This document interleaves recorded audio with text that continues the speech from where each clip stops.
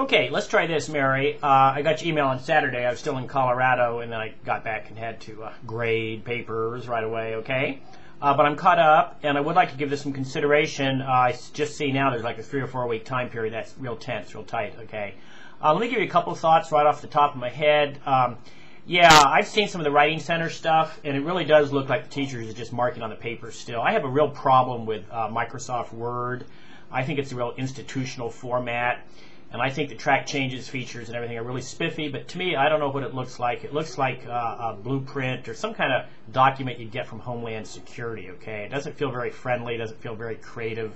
It feels very constrained, and that's what Microsoft does. They constrain you to their products and force you into this box, and I kind of resent that. So I never used Word or track changes. I use Word for word processing, obviously, and require my students to turn their papers in that way. Okay, but then I convert them to PDF files, and I think PDF files are just much more friendly, and I'll tell you about that a little bit more in a minute.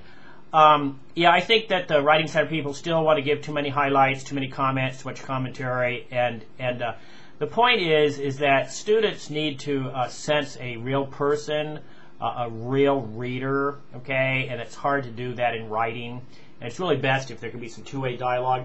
But that said, because this is the internet, all right, students can't sit in front of the computer at the same time that a consultant can sit in front of the computer.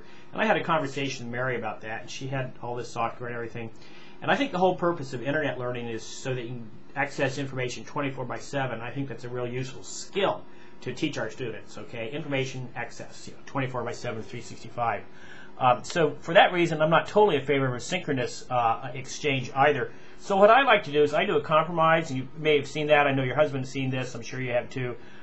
Where I return your papers as a PDF document, right? And anybody at the writer end can read a PDF document. You don't need any software other than Acrobat Reader, which you download for free.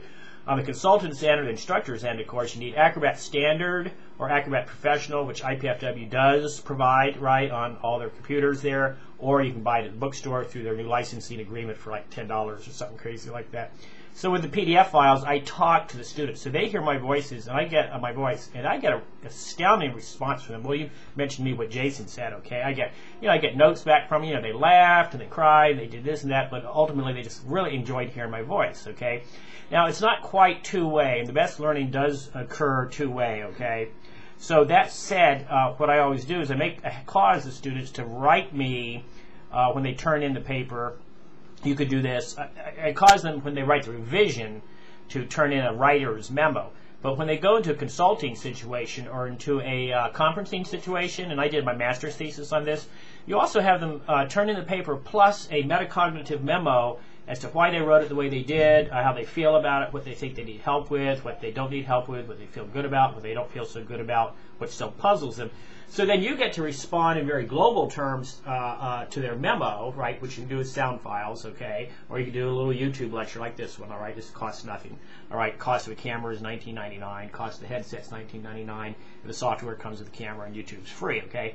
So so they could hear your voice, and then they could absorb all your comments, which are global in nature. You don't go through a paper and mark every single error on it. You don't do that. Say, hey, look, you're doing some run-on sentences. I'm going to send you a website on how to correct run-on sentences. Here's one right here, middle of the paragraph on page 2, first paragraph. Look, that's a run-on sentence. You need to be looking for those throughout the whole rest of your paper. So you do everything very globally, and you do it all very vocally. All right. Now with the PDF files, you make some marks, some comments, but I think instructors really need to show restraint, all right? And I don't think that Microsoft Word causes you to be restrained. I think it causes you to constrain, okay? So I don't know of any disadvantages of online teaching. Students say, well, sometimes it's cold, sometimes you don't see a presence, but I know for a fact that you can create the presence. That's not a problem. The advantages, I've already said, are 24/7. Students have very few difficulties with the PDF files. It's very, very friendly. They have a little more trouble with podcasting, because they have to have QuickTime. I do a lot of podcasting, you may know that. But there'd be a variety of things. You could return podcasts to students. You could return YouTube lectures, not lectures, but YouTube movies. These are MP4 files, very simple to upload to students, and then you just send them the URL like I did for you. Or you could do a little podcasting, MP3 files, which are just audio files, very small, and you could return those as attachments to students. And basically, you talk your way through the paper, okay? So I don't want to let this get too long, because I think YouTube limits you to 10 minutes, all right? But the advantage here is the student can stop it, pause it, look at what you're saying, think about it, look at the paper. And you can sit right here and say, okay, page 2, look at this. Slide on page 2, look at this. Page 3, your first citation, look at your citation. So you can actually walk a student through the paper in a video format and never make a mark on the paper. You wouldn't have to do that, okay? So you could have a conversation with the student, then you could ask them to write you back a memo saying, what did you get out of this? What was helpful? Was it helpful? That kind of thing. And the whole purpose of those memos, it's not just an exercise, it's a metacognitive skill. It's a metacognitive process by which they're thinking about what they're doing, okay? They're thinking while they're writing on it. So writer's memos, there's research on that. I sent the works cited on that to Mary already, okay? But writer's memos are a very, very powerful tool. And then this vocalizing with a student, I get tremendous feedback on this. I'm doing a survey on this. I'm doing a conference in Wisconsin on this, and at Madison University, Wisconsin, in August. And I'm just getting a tremendous response to this kind of vocalization and the video too. All right, they get to see me, laugh at me, that kind of thing, So that's what I think. I can't meet with you face to face. I'm only on campus tomorrow, and then I won't be again on campus for the summer. You could email me if you want, and I could write the questions to you. You could call me if you wanted. If you're a good note taker, we could set up a time for calling.